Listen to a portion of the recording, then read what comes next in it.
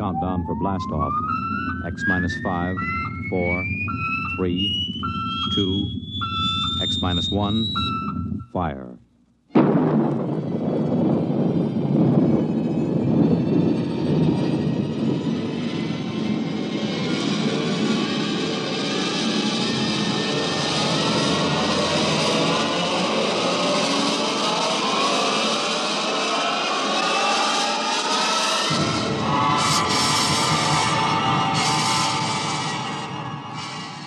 From the far horizons of the unknown come transcribed tales of new dimensions in time and space.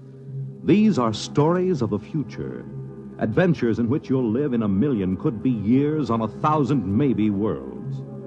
The National Broadcasting Company, in cooperation with Galaxy Science Fiction Magazine, presents X minus 1.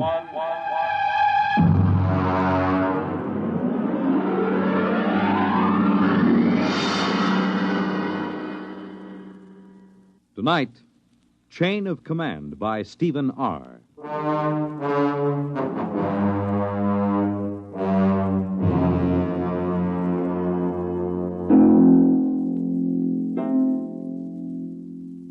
This is about George. He's a friend of mine. Lives right here at the Brookside Atomic Laboratory with his family. My name is Charlie Boyle, by the way. I'm a security guard here at the lab. Been here now for, 20 years, I guess. Of course, they don't use the lab anymore. Lots of weeds and things, and, I stick around. There isn't really any place to go. Oh, well, I'm getting away from it after all. This is about George. Some of it I knew myself. A lot of it he told me after it was over. It began, it began the morning after George's wife lit into him. I think, George, the least you could do is complain. After all, are you a mouse or a man? Clara, what's the point of complaining? It'll just start trouble. We do live at the laboratory. We have some rights. The best thing we can do is just stay right where we are. But it's dangerous. There's nothing dangerous about it, just so long as we know what we're doing. I'm not thinking about us. I'm thinking about the children. The children know where they mustn't go. George, I will not go on like this without a moment's peace of mind. If you had the slightest concern for my welfare or for the children's, you'd really... All right. I'll go talk to old Charlie, the security guard. Why not talk directly to the superintendent? Because of the complications. Now, I promise you I'll explain the situation to Charlie. He knows me. I've talked to him for over a year now. And he hasn't the slightest influence. I'll impress the seriousness of the situation on him. All right, but do it now. I will. And be firm. I'll be as firm as I can.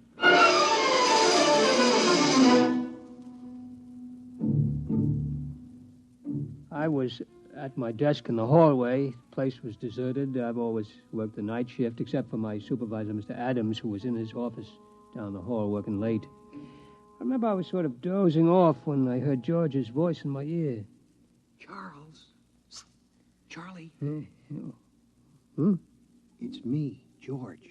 Oh, yes, George. Yeah, how are you? Fine. Can I have a chat with you? Chat away. I got all night. Good. It's about the trap. The trap? The one outside our door. Oh, that trap? Clara, my wife, says it's dangerous. Well, now, she'd like it removed. Removed? Oh, no, George. That can't be done. Regulations? Regulations. Suppose you just removed it without telling anybody. Oh, they'd fire me, George. I see. Clara's afraid one of the kids might get hurt. Oh. How about taking it up with the supervisor? Mr. Adams? Why not? Well, it never occurred to me. Why not give it a try? Oh, I don't know. Mr. Adams doesn't even know you exist. Maybe it's time he found out. Well, it might get a bit sticky. Give it a try. Well, come on, Charlie. Be a good fellow. Haven't we been buddies for a long time? Oh, we've been buddies, all right, but, well, when it comes to something like Will this... you try at least? Clara isn't going to let me alone unless something happens. Okay, George. I'll give it a try.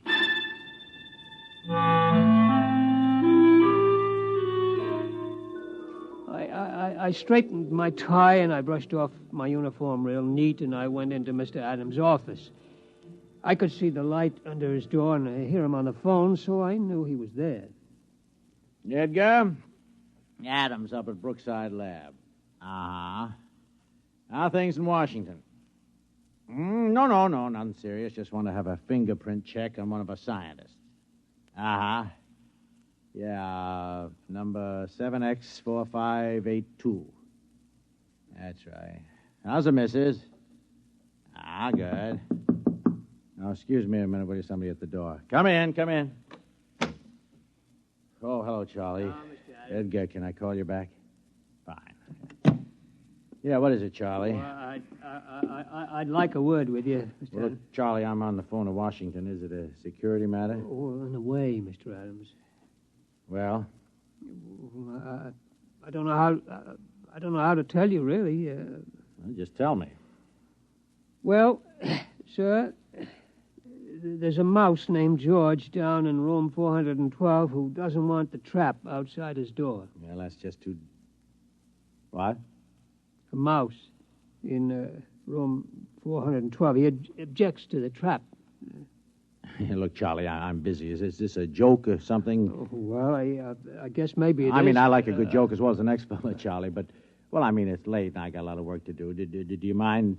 No, Mr. Adams. Yeah, well, that's fine. You just get back to your desk, huh?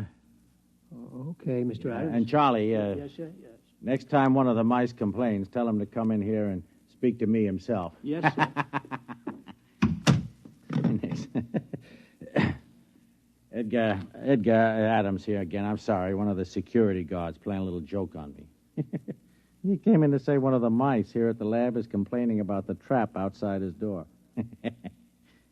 You got him down Washington, too, huh? Yeah? What do you do about it? Traps, huh? Yeah. Yeah, it's the only way, I guess. Yeah.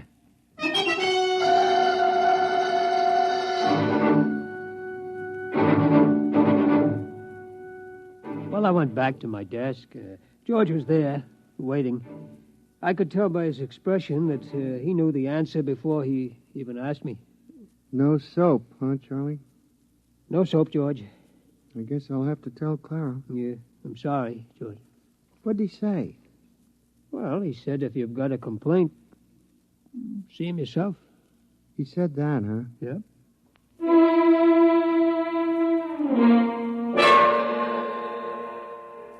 Of course, I didn't know what was going to happen. George didn't tell me till it was all over. I mean, really all over. And then it was too late for me to do anything. It turned out, though, that Clara, that's George's wife, told him that if he didn't go talk to Mr. Adams, she'd up and leave him. Yeah, leave him and the kids, too. So him and me, we went. And nothing negative on his record, eh, Edgar? Yeah, well, okay. Yeah, excuse me a minute. Come in. Oh, what is it this time? Excuse me, Mr. Adams. It's that mouse. He wants to talk to you. I'll call you back, Edgar. Now, look, Charlie, I mean, this has gone far enough. Yes, sir. Yeah. Yes, sir. What the devil you got in your hand? Well, this is him, sir. It's the mouse I was telling you about. George. Yeah, George. This is Mr. Adams, the security supervisor. How do you do? Huh? How do you do? Ventriloquism, huh, Charlie? Pretty good. Oh, it ain't ventriloquism, Mr. Adams. He talks. Yeah, sure he does. Well, look, now you had your little joke, and I got a lot of work to do. I'd like a word with you. What? Sure, that's remarkable. It really... Now, look, George, if you don't... George, suppose I just leave you here and step outside. That might be best. Excuse me, Mr. Adams. No, wait a minute. You can't leave that beast in here. He won't take much of your time. But, hold it. Leaving a mouse on my desk. Can you hear me all right? Yes, of course. What? I said, can you hear me? Some people have trouble. I'm going out of my mind. It's a hallucination. No, sir, a mouse. Listen to... What are you? A mouse. You know, cheese, rodents, all that sort of thing. You mind if I touch you? Okay, but take it easy. Careful, don't bend up the whiskers. You're real. Sure, I'm real. Now, listen, about that trap. The trap. My wife is driving me goofy. Get it away from our front door, will you? Your front door. Yes. Yes, of course. Are you sure you exist? I could bite you to prove it. Never mind. What about it? What about what? The trap. The trap. Yes, of course. Well, I mean, that's a security problem. Look, would you do me a favor? It depends. Tell me, how come you talk? Simple. My ancestors have been around this lab since it was built. We've gotten a lot of gamma radiation. A couple of them were used as an experiment to test radiation endurance. There were surgical operations, grafts of human brain tissue to mouse brain tissue to check the effects of the rays on human brains and so on. You follow me? Wait a minute. I remember there were some experiments where human brain tissue was placed in a mouse and then exposed. That's it. Those mice, the ones that survived, were my great-grandparents. Holy smokes. So what about the trap? I mean, Huh? we're nice, peaceful mice. We don't bother anybody. We don't eat much. We mind our own business. Wait a minute. You say your great-grandparents were the first of this talking line? I mean, are there many of you? 3 generations, Mac. That's a lot of mice. Tell me, have you talked to anybody besides me? Well, I talked to Charlie. No, I mean besides Charlie. I tried it with a couple of guys. They wouldn't listen. These others, what do you call them, your relatives. Have they talked to anybody? Tell me. How should I know? I suppose they've talked to dozens of people. Where are these people they've talked to? The mental hospitals are full of them. It's a problem. See, we can talk to kids and, you know, the odd ones, but anybody else, they get scared. Uh-huh. So what do I tell Clara about the trap? Clara? My wife, Clara. Oh, well, it's a security problem. I think I'll have to take it up with Washington. Okay, take it up. Yeah, I'll dictate a memo first thing in the...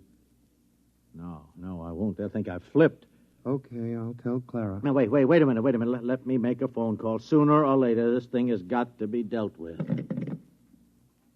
Edgar, Adams at Brookside. Now, Edgar, old man, we have just encountered a rather unusual security problem here at the plant. Yes. No, nothing like that. Mice. Yes. Talking mice. No, Edgar, it is not a joke. I know we were joking a while ago, but it turns out there are talking mice here. Edgar, listen. Please, Edgar, will you listen? I'll put one of them on the phone. Now, listen, would you just talk, please? What'll I say? Just say anything. His name is George. Hello? This is George. I'm trying to get the authorities to remove the trap from in front of my... What? Yeah, let me have it, will you?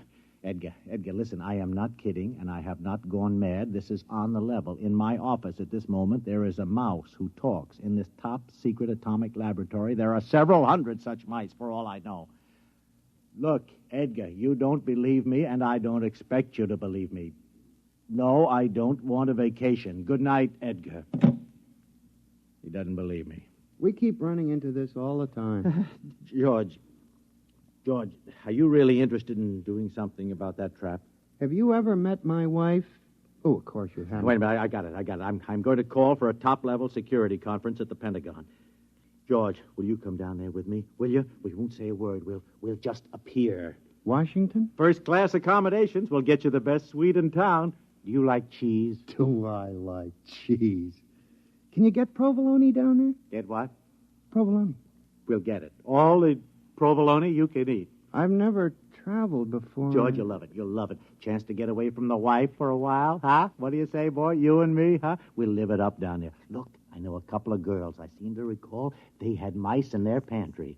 I don't know. I'll have to talk to Clara. Look, tell her it's the only way to get action on the trap. Make it sound big, you know. You hate to go away from her, but it's for the kids. What do you say, pal, huh?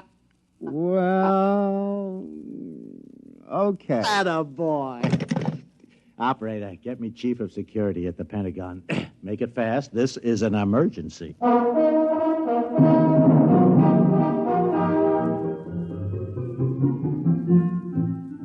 I wasn't there, but like I say, George told me all about it after it was over. Seems him and Mr. Adams went down to Washington on a morning plane. George got a little plane sick, but he liked flying pretty good anyway. They checked in at the Statler, then went over to the Pentagon. Order, gentlemen, order. As a chief, I hereby convene the meeting. It's been called as a Priority A emergency session by Mr. Adams, who, as you know, is security chief at our Brookville Atomic Laboratories. Mr. Adams? Yes, thank you, Chief. Now, gentlemen, it may come as a shock to all of you. It did to me. But I've learned that some 1,200 English-speaking individuals have been operating freely within our top-secret laboratories at Brookville without any security clearance whatsoever. You did say 1,200? Actually, sir, 1,207. Who are these people, sir? Mice, Chief. Mice? Yes, sir, mice. I have one of them here with me. Somewhere. George. Here. George. Oh, well, there you are. George, would you just mind stepping to the center of the table? Right. Gentlemen, this is George. How do you do? Well, this is most remarkable. George is the result of an experiment conducted some years ago in which bits of human brain tissue were grafted into live mice to test radiation effects. And there are 1,200 of these inside the lab? 1207. Without security clearance? Without security clearance. Oh. Well. Sir, Mouse? Call me George. George? George, tell me what you know. My wife wants the trap removed from our front door. She thinks it's dangerous for the children. Has she been cleared? Quiet, General. Well, a major lapse of security. I'm like aware this. of the lapse, General. What about the trap? I refuse to countenance any act that will aid the entrance of more of these spies and saboteurs into the plant. Who's a spy? I'm a mouse. Tell me, have you overheard any conferences? Maybe a few. Seen any documents? My kids play in the secret document file. It's the safest place in the lab. Have you yourself ever seen any papers marked top secret? Seen them? Heck, I've eaten them. I believe this calls for some action, gentlemen. Mr. Adams, if you and this rodent will retire to the next room, I think we'll have a brief caucus. Yes, sir. George. Okay. Yes, sir. See you later, gentlemen. Listen, what about the provolone? Never mind. Well, I think we should try to forget for the moment that these creatures are mice and deal with them as security problems. Concur. Now then, the first question is one of loyalty. I raise a question at this point. General? Are these American mice? Well, I assume that... Well, but do we know? You have a point, sir. Perhaps we ought to get immigration in on this. Immigration? I'd say extermination. Before we do anything rash, General, I think we ought to learn more about these creatures, who they are, what their habits are, their loyalties, how much they know. Suppose this George creature won't tell us. We'll have to use every trick in the book. Now, I would suggest we first try the velvet glove. The full treatment.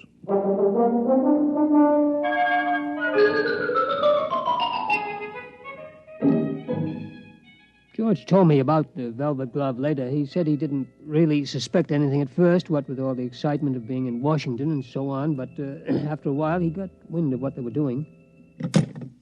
Room service. This is Mr. Adams in 712.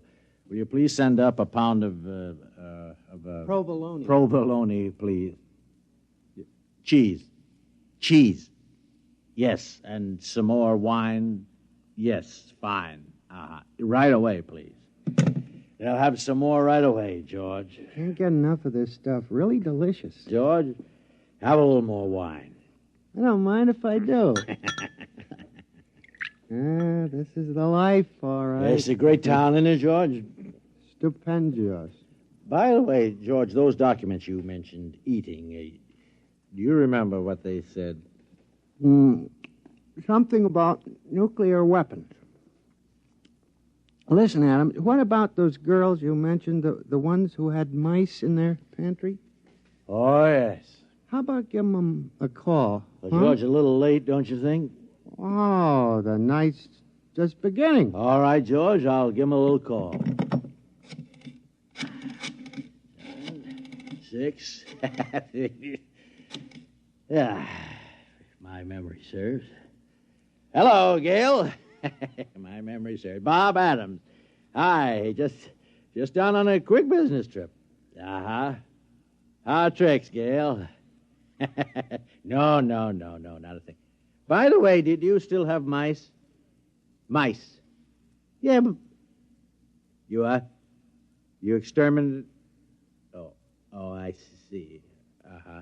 No, I don't think I'll have time this trip. I just wanted to call you up, say hello. Yeah, maybe next trip. Fine, my dear. So long. What'd she say? Unfortunately, the superintendent has a cat. I see. Wiped out? Wiped out. That's something I want to take up with my congressman before we leave town. We'll do that, George. George, have another sip of wine. You won't mind if I do. That's it. Now then, George, about those documents. Oh, you stop about documents. I thought we were in town for a good time. We are. Well, round up a couple of mice, man, and let's get with it. Mice, I'll tell you what, George. You wait here. I'll go out and I'll see what I can do, okay? Okay, but make it snappy, huh? I'm raring to go.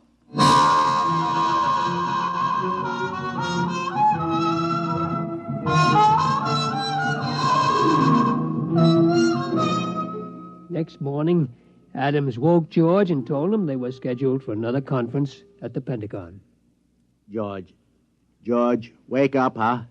Oh, what a head. Come on, George. We're due at the Pentagon. Easy. Don't talk so loud. Wow. Where did you get those white mice last night? Over at the National Research Lab. Ooh. They must have been feeding those girls wheat germ. All right, come on, George. Come on. You can sober up in the taxi. Come on.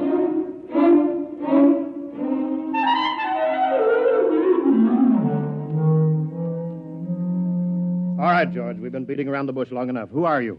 I've told you, I'm a mouse. My name is George. I live in a hole at the Brookville Atomic Laboratory. We know all that. We want to know who's behind you. Nobody's behind me. Listen, you guys don't have to be afraid of me. I'm only a mouse. It's the perfect fifth column, the ultimate weapon. Do you realize that you and your family are living inside a secret government installation without any security clearance whatsoever? I'm willing to be investigated. How do we know you aren't an agent for a foreign power? How do we know you aren't an agent for a foreign power? Preposterous. It'd be the perfect fifth column. Gentlemen, I will not remain here to be insulted by this creature. And I will not be insulted by you, sir. Gentlemen, good day. No, George, wait, come back. George, He went that way. Get him off. George! He's going into the wall. Grab him. Too late. He's gone. Well, men, this is it.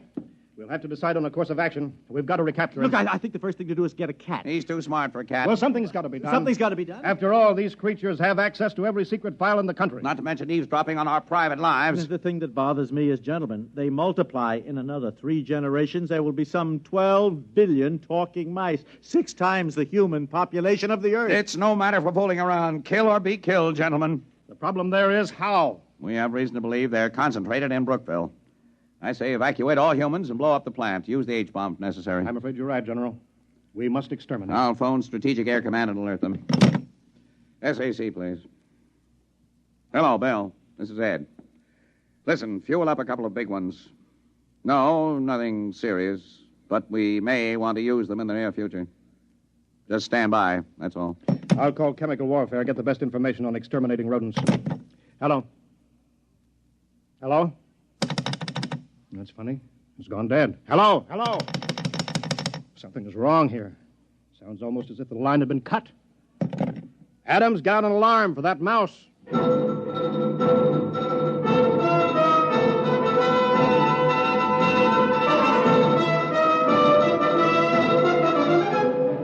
Well, that was only the beginning, of course. Things began to happen pretty fast right after that. You bet your sweet satchel they did. Well, Adams? Yeah, I've been talking to Edgar. The FBI has located several hundred field mice. All of them non-talking. No trace of a mouse corresponding to our description of George. I see. Team of Secret Service men been combing the Pentagon and the White House. We've got 1,500 traps baited with imported provolone in the Senate chambers alone. So far, no luck. Well, what about cats? The American feline fanciers have volunteered 100 Mausers. Oh, good, good. Any more telephone wires cut? I'm afraid so, Chief, yes. He managed to gnaw through the private wire from the president's suite to the Pentagon. Oh, I see. We'll get it spliced. What about the top-secret file on that new chemical warfare agent? Is there any trace of that? They found the file, but he managed to chew out the key symbols. I'm afraid it's useless. Well, keep tracking him down. Yes, Sooner sir. or later, we'll get yes, him. Sir, yes, sir. Yeah. Only one thing, Well, sir. what's that? I hate to mention it, really. Well, go on, man. Well, sir, the damage has appeared in such widespread places recently. Well, go on, that, go on. Well, there must be more than just George. In fact, we're afraid he has reinforcements right here in Washington. But that's impossible. How? I don't know how, sir, unless... Unless what? Unless... Well, it seems, sir, that there were a couple of female white mice from the National Research Lab. You mean? Yes, sir. I'm afraid so, sir.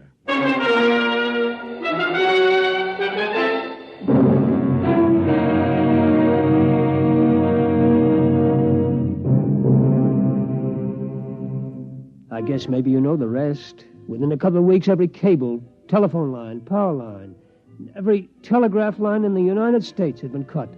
Also the wires on every plane, tank, train, and ship. They'd also destroyed every file in the country. That was only a month ago. Well, you can guess what's happened. Most everybody has left this part of the world. In this whole atomic laboratory, I'm the only human. And I'm not so sure I'll be around much longer. Yes, sir? The only woman. Not that they need a security guard, but, well, I'm just used to being here. I wouldn't know where to go. Charlie. Why, George. George, is it you? That's right, Charlie. Well, you look awful. Where have you been? Well, I was down in Washington, Charlie, about the traps, remember? Oh, yeah. That was before all the trouble started, over 2 months ago. Well, what you been doing all this time? Well, you know, we've been pretty busy protecting ourselves, cutting the lines and stopping transportation and such. I figured it was the mice done it, yeah. Yeah, we didn't like it, but it was them or us, so we did it. Well, how come you look so terrible, though?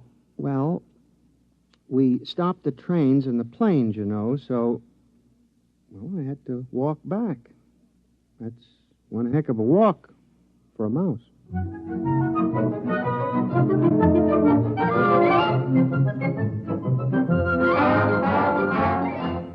Like I said, this is about George.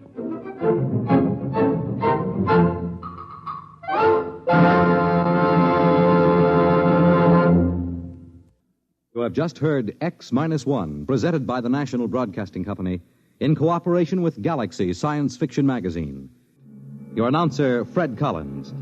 X-1 was an NBC Radio Network production.